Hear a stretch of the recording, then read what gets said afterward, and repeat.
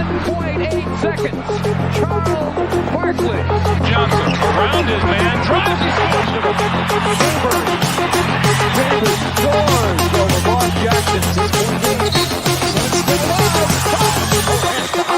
Stoudemire scores. Mike Jackson, what a defensive effort that time. And Crowder looking to the alley.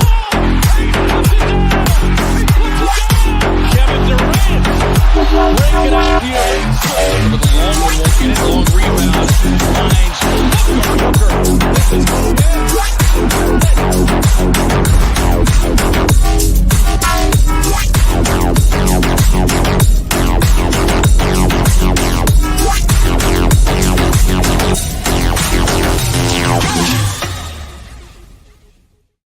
I want to run through a fucking wall. We are jamming this morning, ladies and gentlemen. Good morning. Welcome to the Suns Planet podcast, where three fans from around the globe bring together all of Suns Planet. Let's go. So we are giving Sir Hamo a week off this week, but we are killing it with two Darths here this morning. Yes, first we have returning the man who wants to say, Luca, I am your father. Jake, how you doing? Doing well, man. How's it going? I'm excited for this episode because the season's here finally, and we're adding a little bit of jam into the planet. So it's going to be a good show.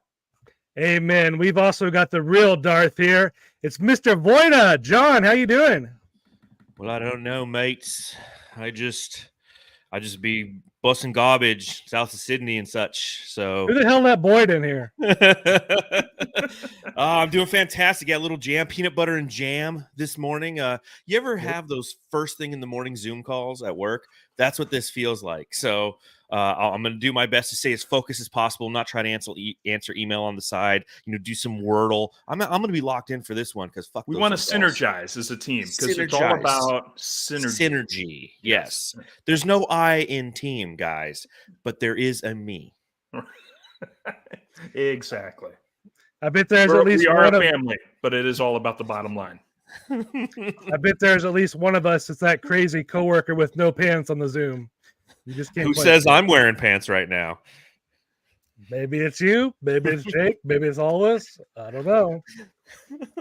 But yes, the season is finally here. Most of this episode will be a season preview, but we are going to quickly wrap up the preseason first. Was there anything that stood out to you about the preseason, John? Yeah, I just think the synergy.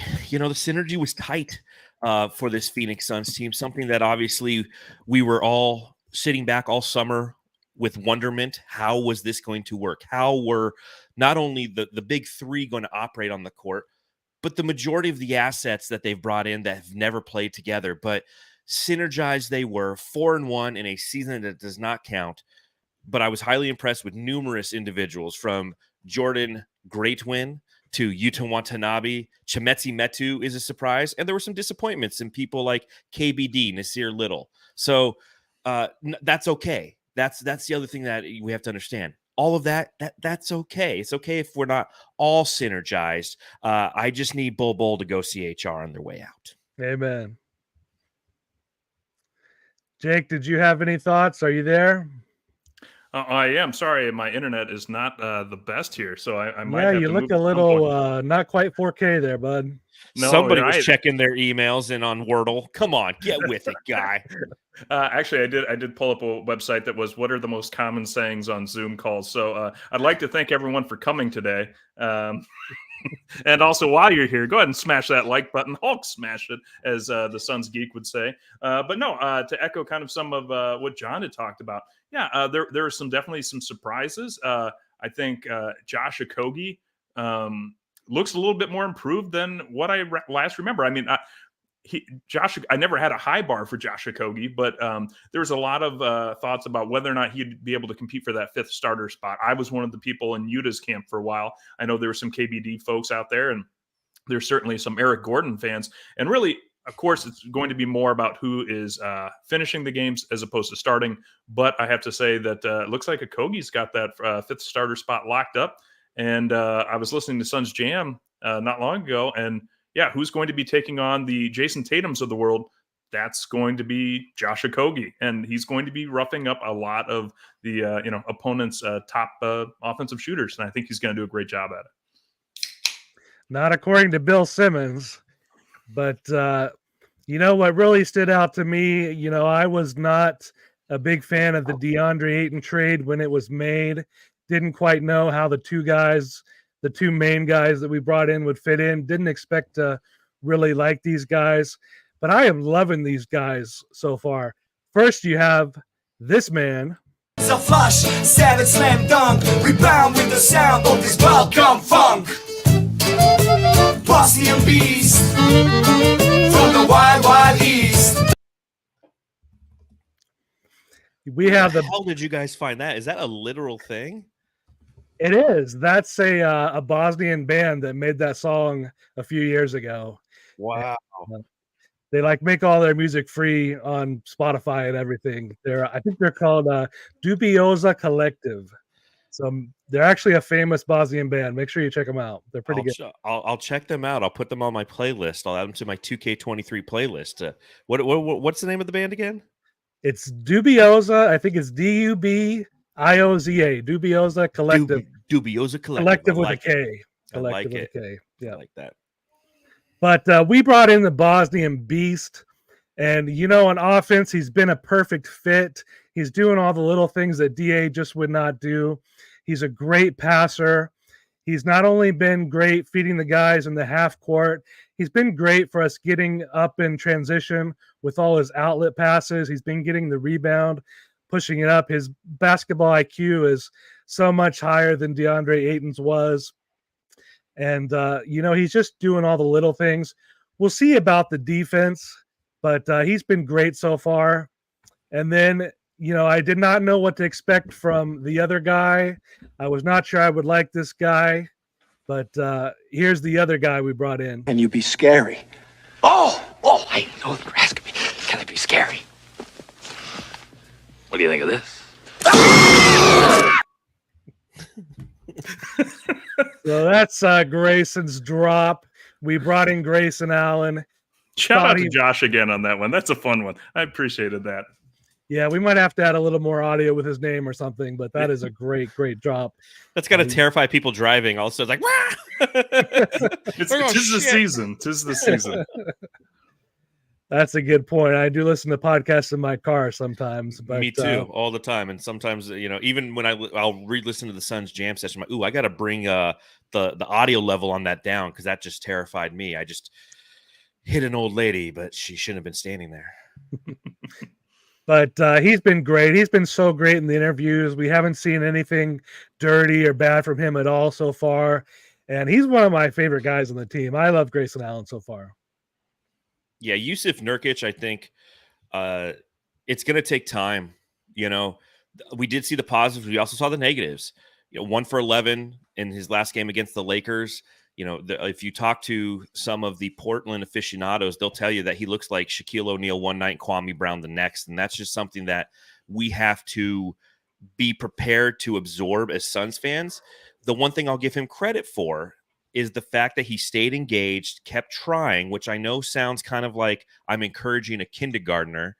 You kept trying there, bud. I'm proud of you. You didn't shit your pants.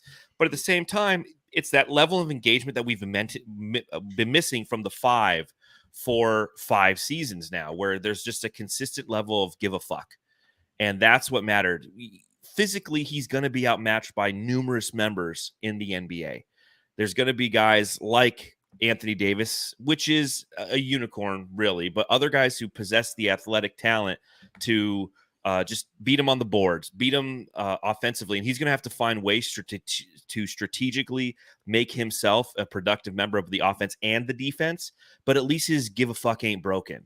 And that's something that matters to me. Don't you think, Jake?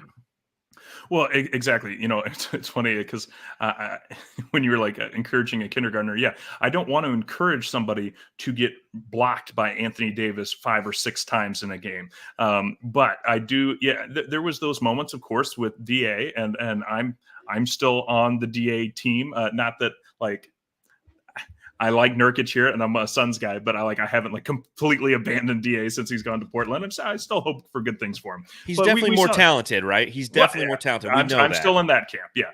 But no, exactly right. Where I think a few plays you'd see Da maybe put the ball in the basket a few times, and then Monty would say something like, "Oh, that's not Suns basketball," and you'd see that in the second half that they'd move away from him. He would become disengaged. He would stop being the player that we hoped he could be. And you're not seeing that with Nurkic right now. Nurkic knows he has a role to play, and it's to set guys up, set screens, get the assists, get the rebounds, play tough interior defense. Perimeter is going to be a little difficult for him, and maybe knock down the occasional open shot. And honestly, without Booker playing last night, he was essentially the second best offensive threat. I mean, probably not. He was the second best offensive threat from the starters, I guess. That's not a role he's going to have to fill a lot. So I'm not expecting him to go 1 for 11, really more than maybe a game. Well, and also to that point on the court, if Da was going out there and getting his ass blocked, he'd also have CP3 and Booker yelling at him about it. Yep. Like, come on, man, be smarter. That's not the right shot. Get it out. I mean, we'd see it on the court, and he would be like a dog with his tail between his legs and then fade off into the weak side on defense. And offensively, he'd kind of reluctantly set a screen and not roll as hard, where it's multiple factors that led to Da not being as productive as he did. And I don't want to turn this into a whole Da conversation, but definitely a more talented player. But from a basketball IQ standpoint, as Keith stated, Yusuf Nurkic is like in high school, and Da is that kindergartner when it comes to sheer basketball IQ. There's things that he understands. There's things that he sees. There's things that he is watching plays develop instead of being reactive to them. And you see that in just the short snippet that we've seen with Nurkic playing. He played in 4 games this preseason. We've seen that IQ on the court, and it's already been impressive thus far. Right, Keith? Yeah, the one game they've played head-to-head so far, Nurkic thoroughly outplayed DeAndre Ayton, so I think we won the trade already, right? That's how it works? It's over. We don't have to pay attention anymore.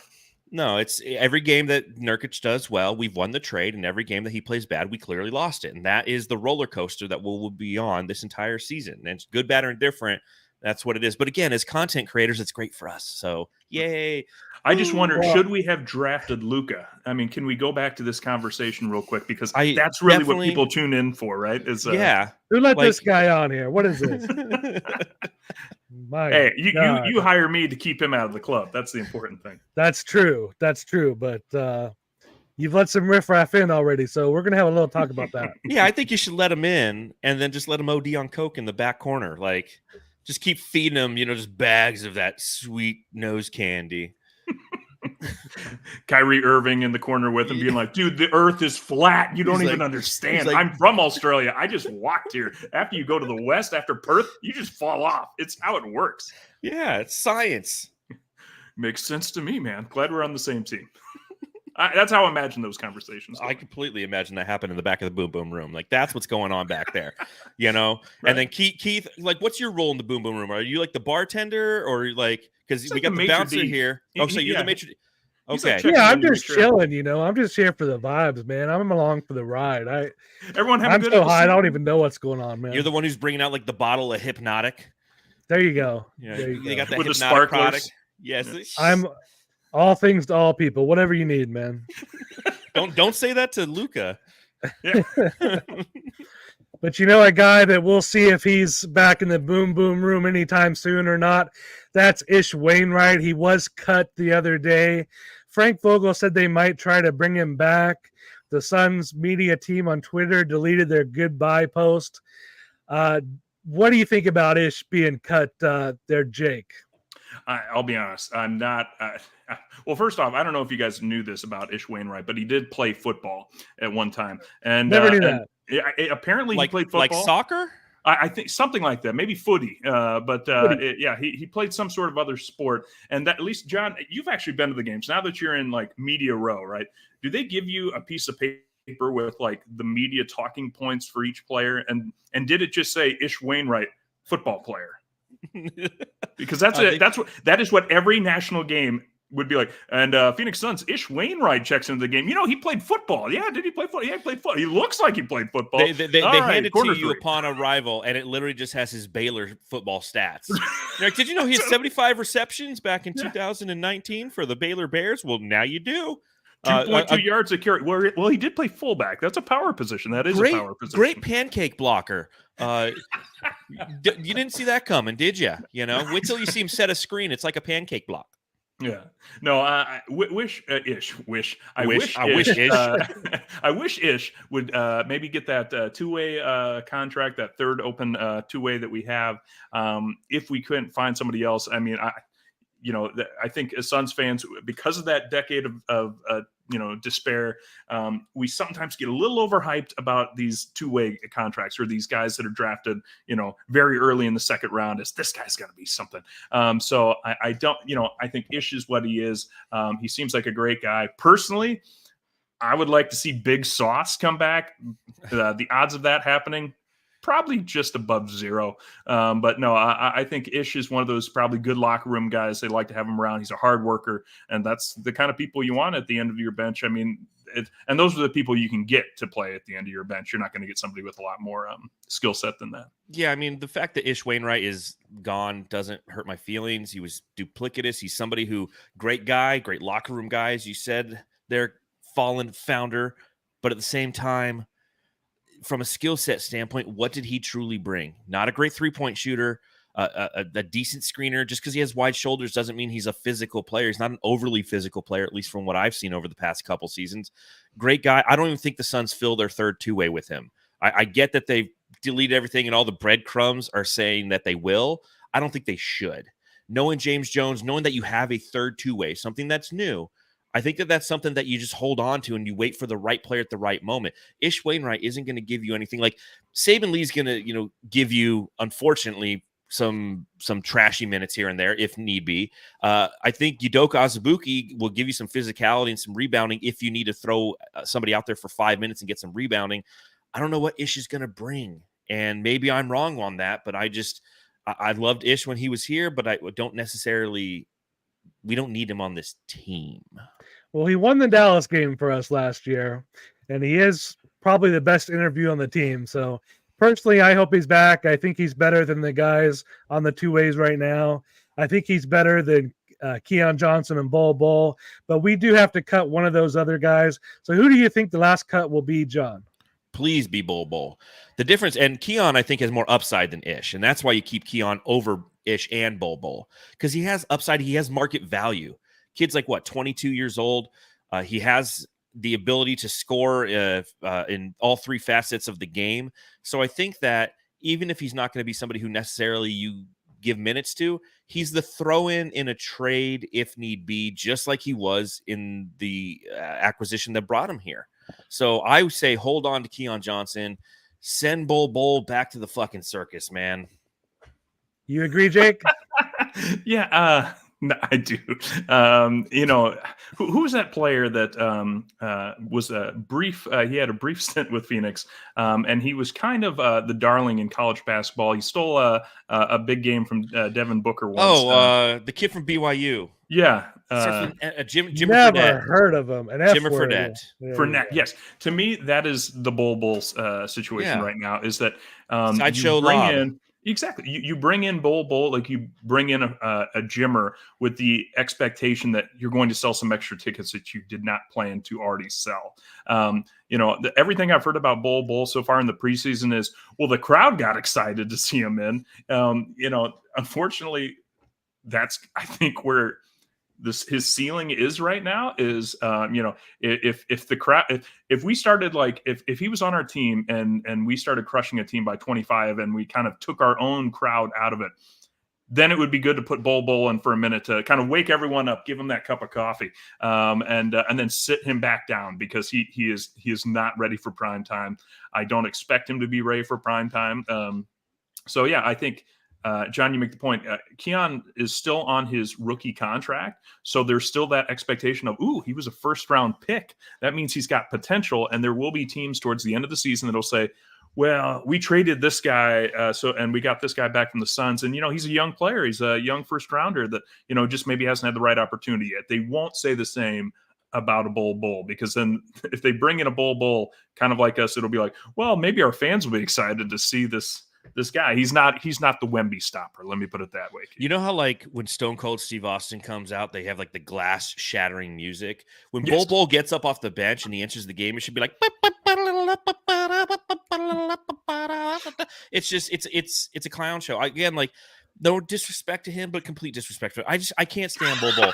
I haven't been a part of this. I was on PHNX last night, yesterday, and Flex is like, "Are you part of the bowler coaster?" I'm like, "Fuck no!" Like the bowler coaster is like, have you ever been to the fair and there's a roller coaster there, and it just every time it goes by, you hear the people screaming, and it's not because they're enjoying themselves, because they're fucking terrified, and it's creaking, and you see a screw go flying off. That's the bowler coaster. There's no appeal to it whatsoever to me. He doesn't have anything from a basketball standpoint outside the fact that he's tall, that he can contribute to a team. He's not physical enough. He's not quick enough to be a perimeter defender. He can't set a screen because he's just where his hips are. When you go to screen him, you just kind of bump into him. He's like, ah.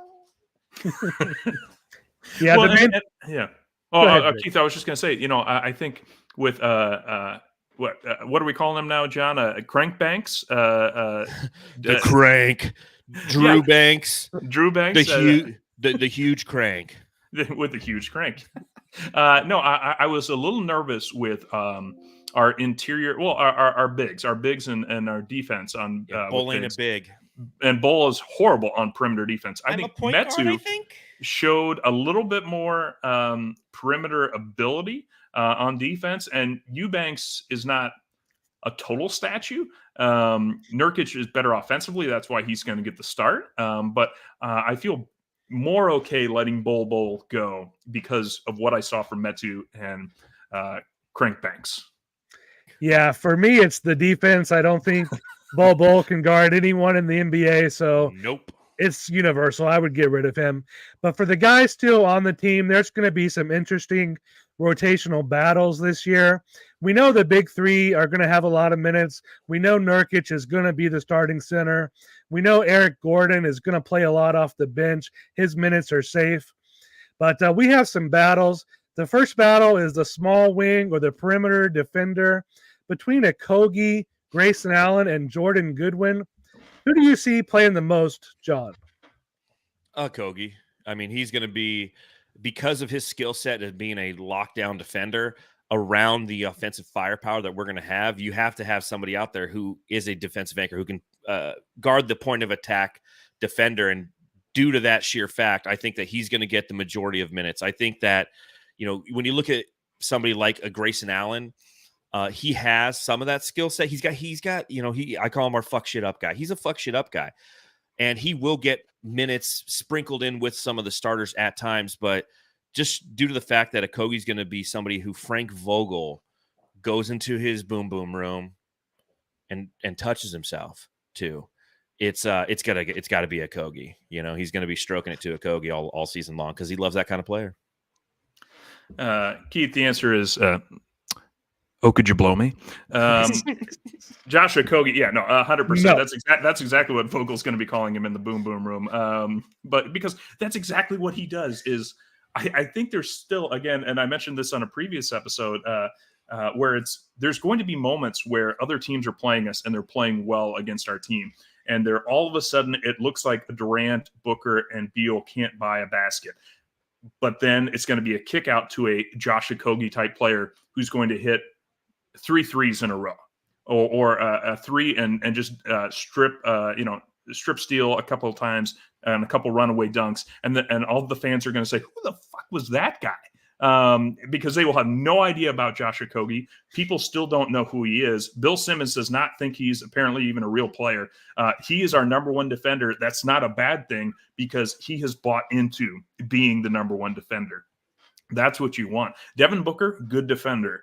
Nurkic, good defender. Josh Okogie wants to be our best defender, and he's going to put a ton of his effort into doing that. And it's going to be very exciting to see. So I like what I saw with Goodwin, too. He's got a little bit of that same ability. Allen is going to be, I think he's going to be more that Booker Nurkic, a good defender, but you're not going to like, all right, you go get him and like stop him. That's going to be the Okogie role, and Goodwin on if Okogie has, a bad night. I think they're all three in the rotation. I wasn't sure if Goodwin would be, but with how he's played in the preseason, I think he will be, at least in some games. We're going to want that defensive intensity. He's a guy who had 6 steals in 20 minutes. We're going to need that at least at times. But I'm actually going to go a little bit off the beaten path and say Grayson Allen on this one. I think Okogie may start more games, but just for the purposes of minutes, I think Grayson Allen's going to play a little bit more than Okogie. And one of the reasons I say that is because, if any of the guards miss a game, I think Grayson's going to fill in for them. I think he's going to get some minutes that way. And I think it's really going to be a timeshare. But, Grayson is definitely a better offensive player. We saw not only can he hit threes, but he can drive to the bucket a lot more than I thought. So I think Grayson's going to play a lot. But the second rotational battle we have is the big wing or the power forward backup between Utah, KBD, and Nasir Little. John, how do you see that one shaking out? It's Utah. I think you look at the fact that him and Kevin Durant obviously come into this season having developed a rapport while they played together in Brooklyn. KBD and Nas still are trying to find their way and understand who they are and where their spacing should be in this offense and defense. So Utah, just due to the fact that he's a microwave coming in off of the bench, what you can get from him. And he's shown us probably a little bit more than we've expected on the defensive end, on his rotational acumen and his overall knowledge of the game. Whereas KBD, I think that he has more physical tools and talents, as does Nasir Little. I mean, that guy has an amazing upside. And so while they might possess more athletic ability, I think that Utah, due to his transfer ability and cohesion with the team displayed thus far through the preseason, is going to be the person who's going to be, again, fans are going to go nuts for this guy because he's going to come in. He does it the right way. He reminds me of Hines Ward, just always smiling. He's got that shitting grin walking around. Like there's got to be a picture of somebody just like dunking on Utah and he's just smiling up at him because he has so much fun out there. And you love the players who have fun. Whereas like with KBD, you feel him thinking. It's like watching somebody take a test and they're stressed out and you're like, oh, come on, man. I want you to do good on this. And then Nasir Little, he just kind of looks like lost. He's like out in the woods somewhere, just kind of like, fuck, I know my way home. I'm smart. I have a compass. I just have to get there. Jake. Yeah, it's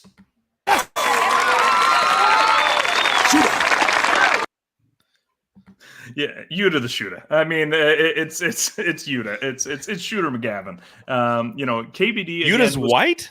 Yeah, to a degree. Yeah. But I'm colorblind, so I don't see it. Like Michael Scott would say, collarblind. But no, Utah, exactly what you said. And Keith, so I'm going to disagree with what you said earlier. The best interview, I think, is actually Utah the shooter, because catching him at the media day where they're just like, so, what are you doing here? And John, you're exactly right. Just immediately just start smiling like, you're asking me a question? Well, let me tell you something. My girlfriend doesn't like me because all I do is come home and sleep.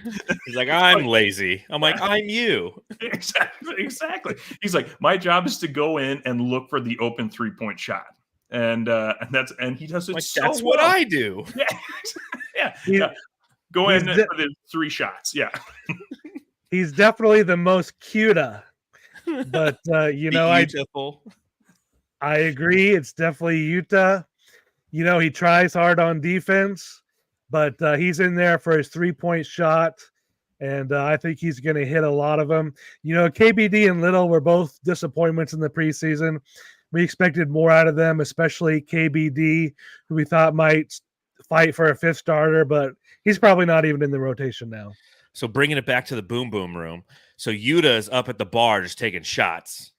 That's what he does. And then like KBD's the guy in the bathroom who he's awkwardly standing there trying to give you like a towel, and then you ask him for like some gum because he's got gum and little knickknacks, and he just is kind of lost trying to figure out where it is.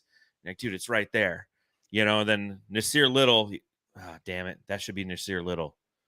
All right, I'll come back to this. Nasir Little's both like the guy that. in the bathroom at the club, but Yes. he doesn't know how the rope and bucket chain toilet works because we decided to go old school classic. Oh, And he's yeah. like, No, "How you do I guys are flush this chic. thing?" Yeah, You are yeah. chic in that boom boom room. I'm surprised this is just not an outhouse out back across an alley. Like, you're Right. that old school. You're like, we're Right. making it feel like it's the old West. Right.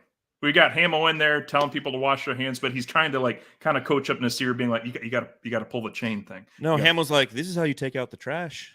gotta- He's like, Nobody better. you have to double bag it. That's right.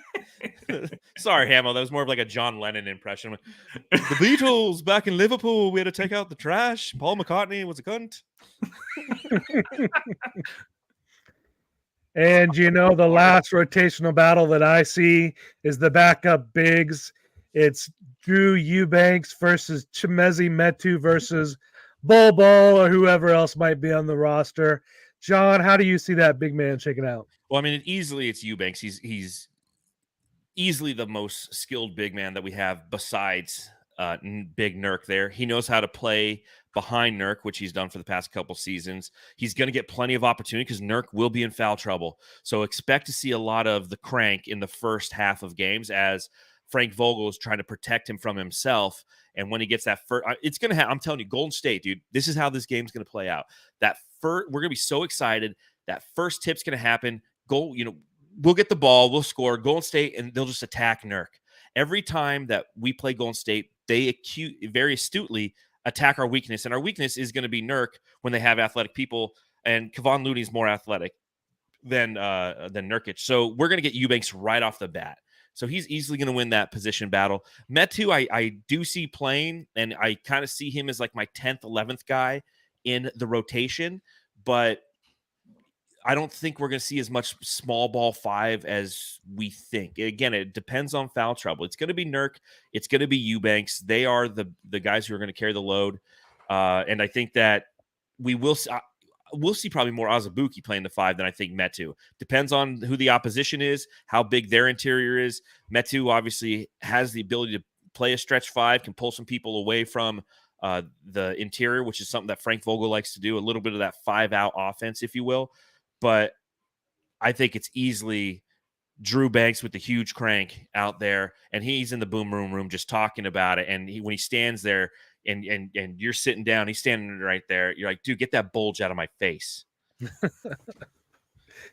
I would not mess with Crankbanks, man. Heck no. Crankbanks. I swear that nickname sounds like something that like a teenage boy in like the early 2000s had. Like he's like, I'm saving this for my Crankbank. That's going to be Eubanks. Is that we're saving him? We're going to save the second half for the Crankbank, and that's going to be him. So it's So with I actually totally forgot about Azubuike. Yeah, I completely forgot about him for a half second. I will say this: I agree with you on the small ball five changeup. That was another thing that was mentioned on Bill Simmons' podcast. You guys showed us on Suns Jam was that they thought Kevin Durant was going to be playing a lot of five, and I hope not. I don't want to see him going up against. It's not big 2016. Yeah, he is going to. I'd rather see him playing against a small forward, because again, he can just jump and rise up over somebody. He's long enough to try and stick with a lot of guys.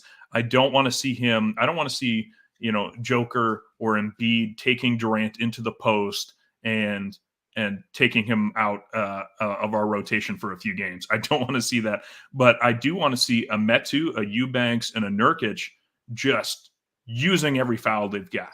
Like using their bigger bodies to say, okay, these guys are going to be the finesse shooters, the Booker, the Beal, although they're actually pretty good at driving and drawing fouls, which have you guys noticed? We've been going to the foul line quite a bit in the preseason. Oh, big time. I was very impressed. Vogel's having them attack, man. This is a gosh. team that attacks now with Grayson Allen, Eric Gordon. Yep. Those are two guys, and Bradley Beal, obviously. Those are three additions that are designed to attack the interior. It's not just Saban Lee out there attacking the interior like it was last season. It's fucking fantastic. Oh, and that's what's going to be so great to see, is because those guys are fantastic free throw shooters as well. Booker, Beal, and Durant. But yeah, we've got some big guys. Let's use that size to control the interior as well as we can. It's not going to be our strength, but we can use that kind of platoon, kind of like a running back by committee for a football team.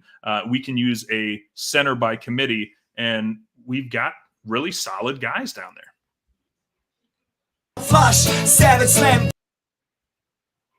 Oh, you're Sorry muted. about that. Hit the wrong button there. Trying to unmute my mic. Sorry about that. But, there's going to be some savage slam dunks this year. Nurkic and Eubanks definitely are going to be the main centers. Frank Vogel did say that he is going to go with, a traditional center most of the time in one of his recent interviews. But, Metu impressed me in the preseason. He hit a lot of threes. I think he definitely has a role on the team and in the NBA. And he'll play some when we need him to. And, he definitely looks like a guy who would be hanging out in this room. What's the name of that nightclub of yours again? You talking about the Boom Boom Room? Yeah, the Boom Boom Room. That's it. Yeah. Yeah.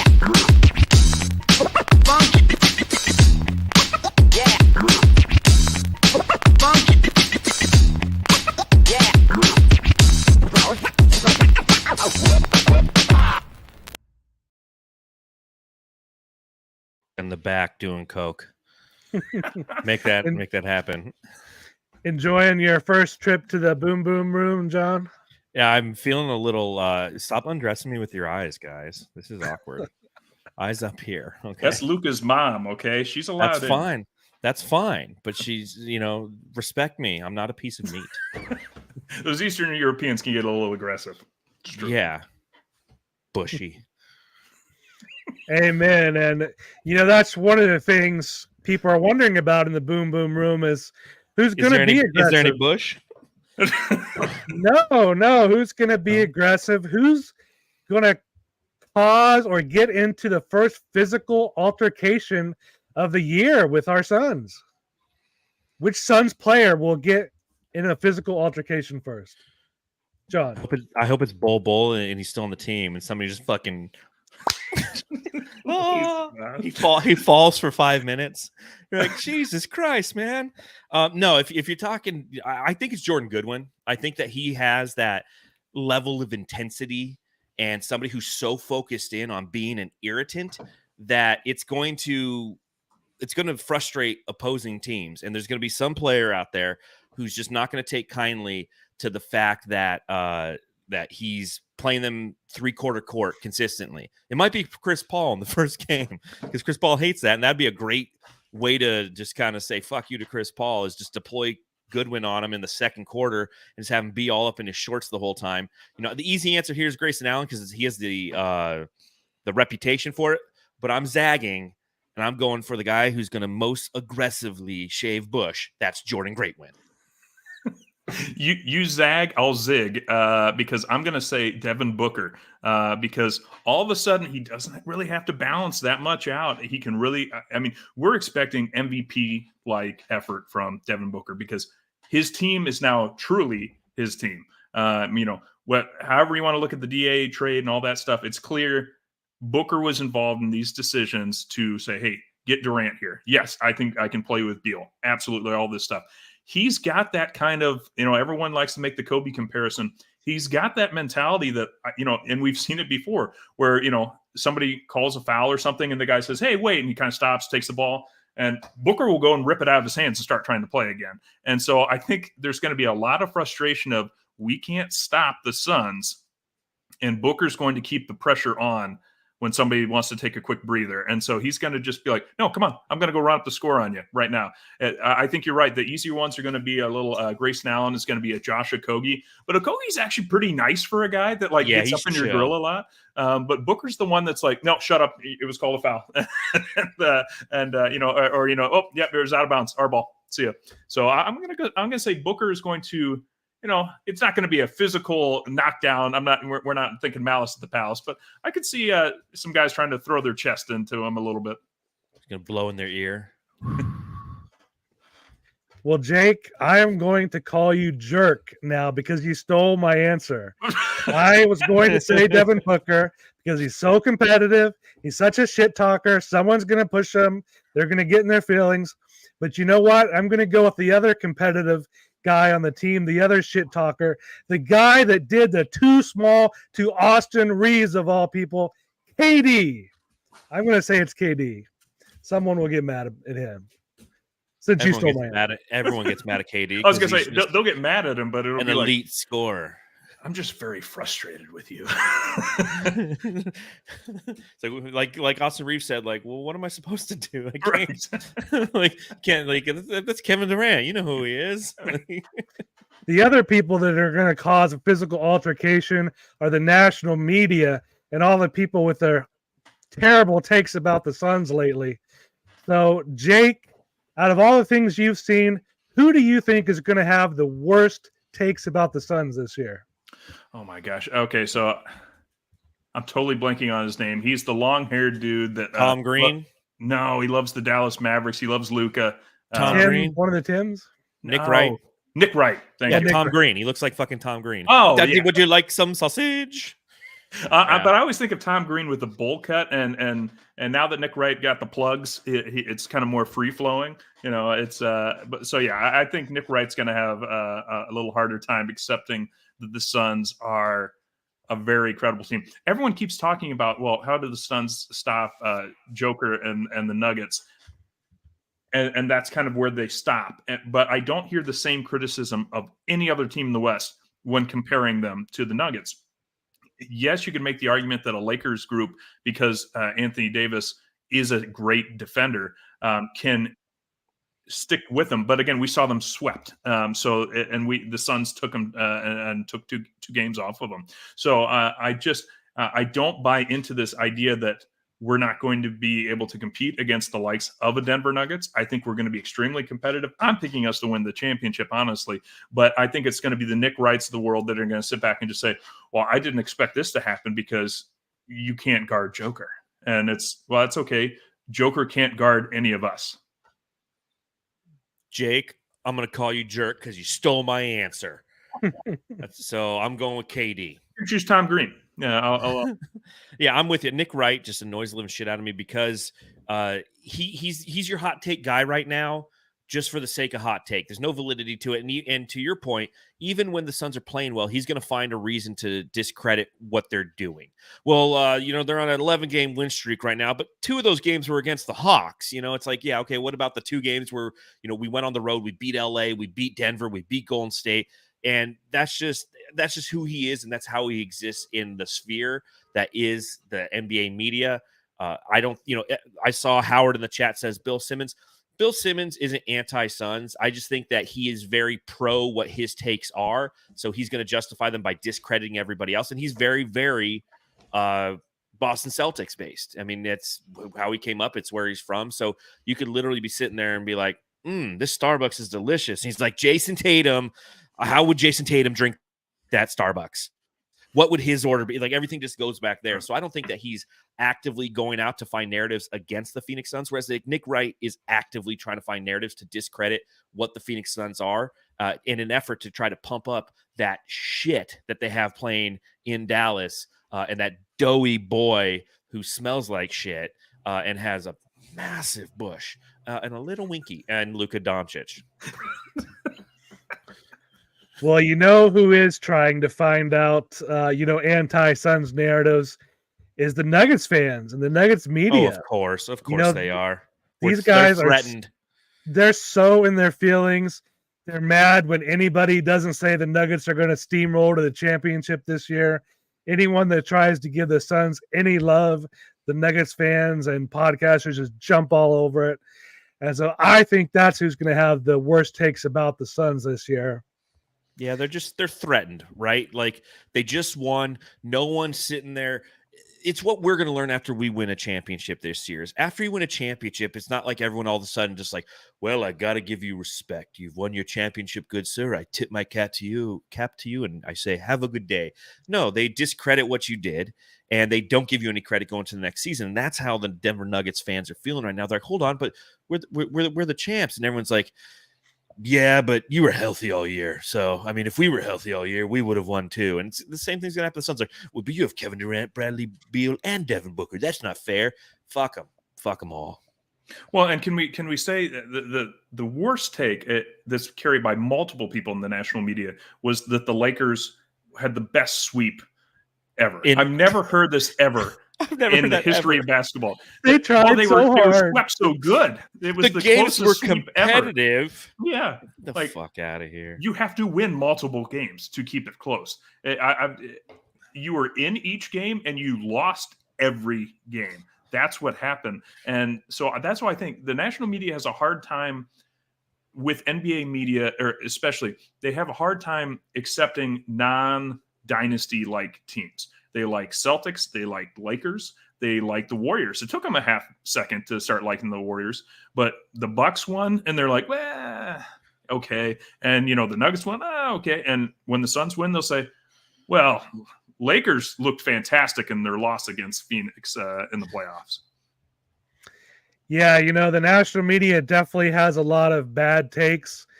How bad are our takes going to be? Hopefully not too bad. Hopefully we're going to be more like Vicky Valancourt in this iconic scene. We're going to go down to the sidelines and our man, Lynn Swan. Swanee, what do you have for us? I'm with Vicky Valancourt, who's taking over Bobby Boucher's water duties for this important game. Oh, I'm not taking over. I'm just trying not to screw up too bad. Well, let me ask you this. What's your prediction for the rest of this ballgame?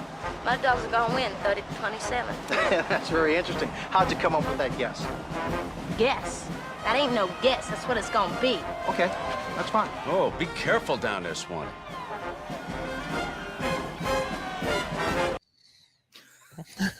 And there's Bull, Kathy Bates in the background just being a total clown. I would prefer him in that position, yeah. Amen. But we're going to try to make some specific stat predictions about the season. The first thing we're going to talk about is who on the Suns will have the most average points per game, and what will that number be, John? I want to go with Devin Booker here. And Bright Side of the Sun, check it out. We're putting out our predictions today and tomorrow. We put out a piece this morning, and then we'll be putting out another piece. And I did say that Devin Booker would ultimately lead the team in scoring. Here's a question for both of you. Okay, trivia time. Trivia time? What is Kevin Durant averaged from a points per game perspective over his entire career? Between 16 to 20 shots. Just point. Yeah, that's correct. You listened to the that. last pod. But what's the points per game total for Kevin Durant in his entire career? Now, you got to take into account the rookie season, all that stuff. Injury seasons. What is his average points per game? 28. 26. 26. It's 27.3. That's fucking insane, gentlemen. Mm-hmm. Like Amen. that's literally insane. Every game he's played ever averaged out. That's a 27.3 points per game. Now think, Devin Booker is 23.9. Kevin Durant's averaging over his entire career more points per game than anybody has ever averaged in Phoenix Suns history. 27.2 is the number. That's Tom Chambers. Booker technically passed it last year, but you don't give him enough credit because he didn't play in enough games. But in 986 regular season games, 27.3 for Kevin Durant. I'm going Kevin Durant. I'm going with that number. I say he sticks right to his season, his career average, 27.3 points per game.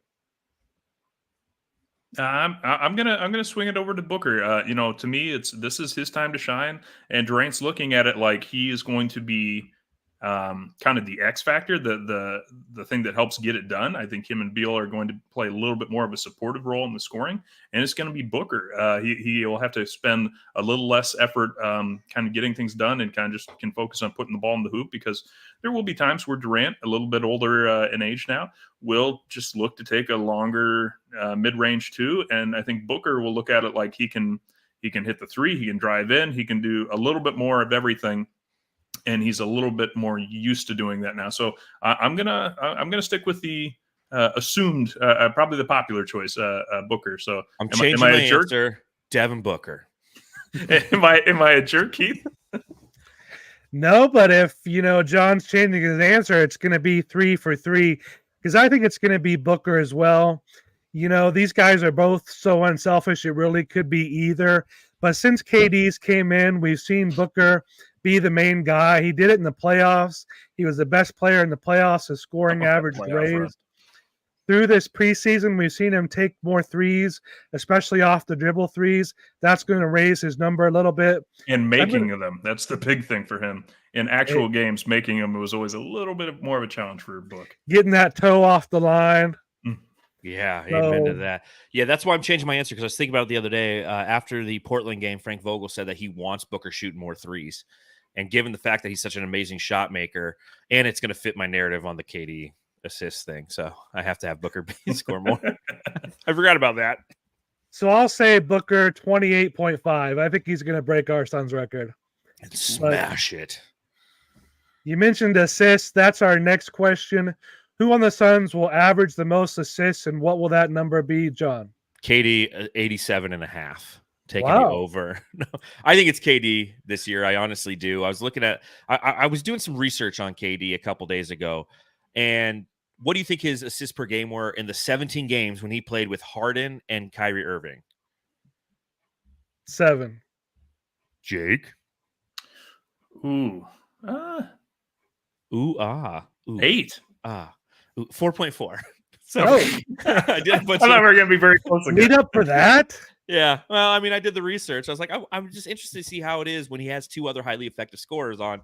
And then it was, 4.5. And, if you take a look again at his overall career, KD from an assist standpoint has averaged 4.3. So, but that being said, the back end of his career, he's been starting to really ramp up his assists because he's getting older. He's still going to have the ability to score and be efficient doing so. And with the Bradley Beals and the Devin Booker types on the floor, I think that the gravity that KD's going to be because of his ability to score, he's going to be dishing the ball, and the guys who's going to be dishing to are just going to be hitting it. He's going to pass it out to Yuta Watanabe. He's like, thanks. And there'll be a bucket all day. So I'm going to say Kevin Durant, I'm going to say 7.1, which feels like a low assist total for a team leader. But I think that you're going to have a lot of guys, I think Booker, Beal, everyone's going to be right around 4, 5, 6 assists. Nurkic might end up with 5 assists, and it's going to be an assist by committee because there's no traditional point guard. I think by the end of the season, people will say, Bradley Beal, what a fantastic point guard the Phoenix Suns have had with 8.2.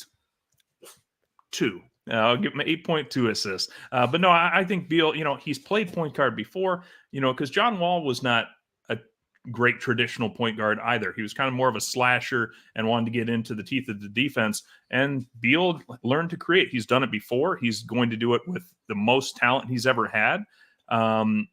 It's going to be fun to watch. So I'm going to go with Beal. Well, I love this because we have 3 different answers. I'm going to say Devin Booker. I think we saw it in preseason when he was in there. He was bringing the ball up and handling the ball most of the time. Before we brought Nurkic in, I was going to go really high and say, like 8 assists a game for him. But now that we have Nurkic in there, he's going to get a lot of assists. As you mentioned, Bill and KD are certainly going to get a lot as well. I'm going to say Booker with 6.8 is our leader. Definitely assist by committee. Mm-hmm. But how about who on the Suns is going to have the most dunks this year? Jake. It's going to be Josh Okogie. Josh Okogie is going to be fucking jerk, running and jamming and slamming. That's right, sir. And so that's the advantage of going first. But he likes to go off and jump and slam it in. And honestly, he's got great speed. He's got a great. He can really jump up high. And otherwise he's going to be sitting there trying to hit corner threes. And so he's not going to get a tremendous amount of opportunities. But I think it's going to be Okogie a little bit more than the other guys because they're all so elite at mid-range jumpers and three-point shots that the attacker is probably going to be Okogie. That's a damn good answer, my friend. But I'll tell you this. Man, dang it. I was going to say that one too. Is he a jerk to us, Keith? Is it like what's going on with this today? Is he just being? Yes, because that was going to be my answer as well. Yeah, that was going to be mine as well. So the other starters don't dunk much. KD does some, but well, I guess I'll change my answer, and I guess that Play that drop I just pulled up down there. You see that? Okay, 1 second. Not the only one, but show the best Bradley. Bo, bo. I'll go with Bradley Beal, ladies and gentlemen. He's going to have the ability to attack the interior, coming off screens, have so much space that he doesn't know what to do with it, and he's going to be just jamming it home. So, and he's the most talented dunker we have on this team, right? Wouldn't you say that Bradley Beal is? Who's the most talented dunker? As a bouquet, technically. Yeah, technically, yes, because that's the only way he scores. or the guy that Howard says, Eubanks. And I guess I'll go with my answer. Jake's still a jerk. Maybe Okogie will fall out of the rotation or something. If Eubanks is playing a lot of minutes, if Nurkic is injured, Eubanks is definitely going to have a lot of dunks. And the last statistical category we want to talk about is three-pointers. Out of the guys that make at least 1 3 a game, or out of the guys in the main rotation that actually shoot threes, who do you think will have the highest three-point percentage? Don't have to give a number, but who will have the highest percentage, John? KD. Have you guys played with KD on 2K? Did you guys play 2K? Yeah. Okay. I did. Are you back playing 2K again? Yeah, I thought you and Lissy took a long sabbatical from. I did, but with this team, It's, I had to. I'm like, this team is. You had to play with Bull. You had to. No, I have him on my reserves. I refuse to play him. Everyone says how great he is in the video game. I'm like, I refuse trying to automatically play him. substitute. You're like, no. No, I literally because the time out. Take him back out. I do. But KD is unbelievable from 3 in this game. And every time like I'll be playing a game and I'm down 6 points, I'm like, all right, I'm just gonna run a play where it's either a high pick and roll, KD on the perimeter, and just go around the screen, hit the 3, or just hit KD in the corner. KD is unbelievable from beyond the arc. He's gonna have all the opportunity. And he's just going to be stroking it out there like he did over LeBron James in that preseason game. I mean, how beautiful was that? KD over LeBron James, just a beaut. I'm like, when he was taking that shot, when it was him one-on-one with LeBron, I'm like, dude, take a 3 and make it. Take a 3 and make it. In the end, the dude abides. Well, I'm going to see, Keith, if I'm a jerk, because the person I'm going to go with is you are Eric. Just kidding. It's Yuta Watanabe, the 3-point king, man. And I feel the jerkiness coming. But he was elite shooting in Brooklyn with KD. You can't guard him if you're going to have Beal and Booker and Durant out there. So to me, it's going to be Yuta out there, and he's easily going to knock down 1 a game for the prerequisite of hitting this category. So yeah, I think he's going to be, 44% from 3. I mean, I think he could be absolutely automatic when he really gets going. Yeah, I think it's definitely Utah. He's our Cam Johnson. Fucking Jake is just giving out wedgies and taking lunch money, you jerk. Yeah, he's taking all my answers. Charles in the chat also says it.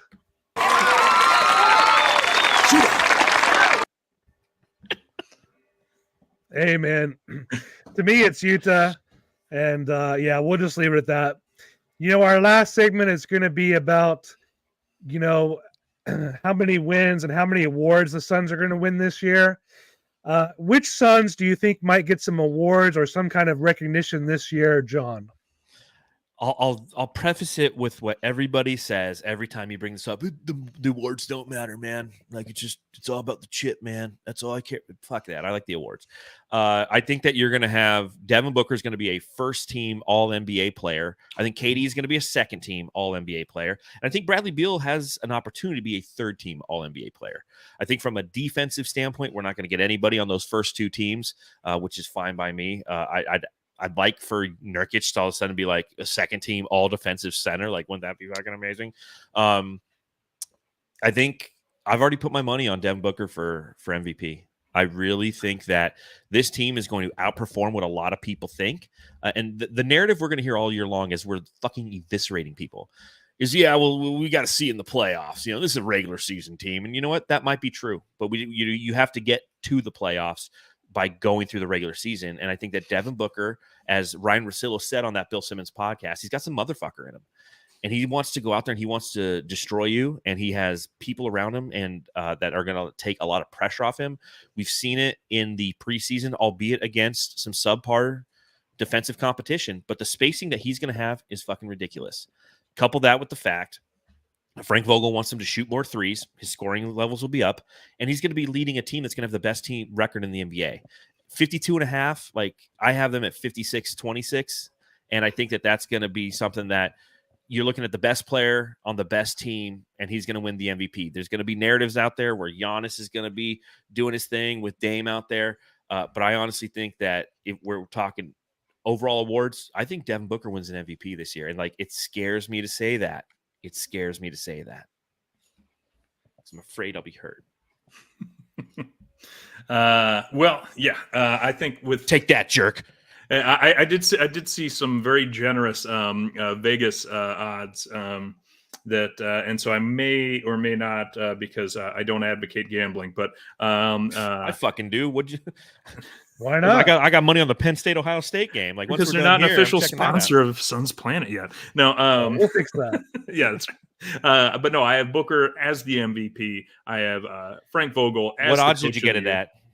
Gosh, what did I get? Was it plus 3,000? Oh, I got it like plus 1,800. So okay, it might have been something like that. I think Eric Gordon is my sixth man. Might have been the better payout then. And yeah. But here's the hot take one.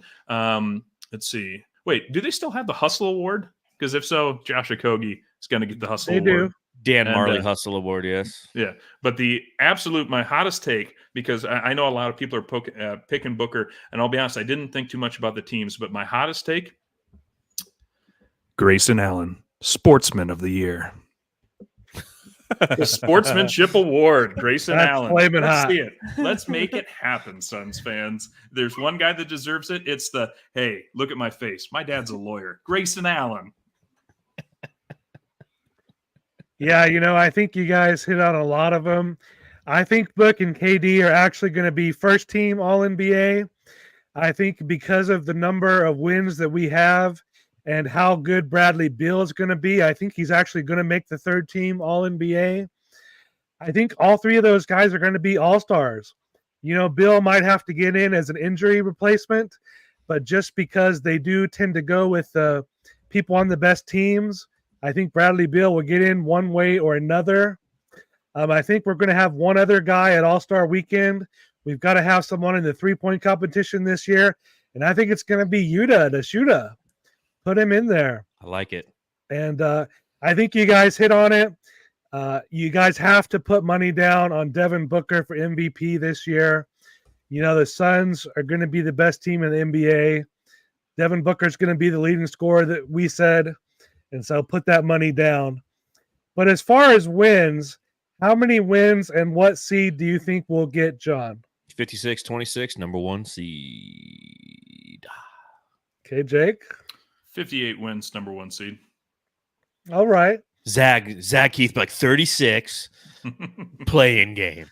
He'll be jerk. I was going to go 58. No, I've been thinking 60 the whole time. I'm going to go even higher than that now because, I like it. We did the DeAndre Ayton trade. We brought in a big man who's going to be more consistent.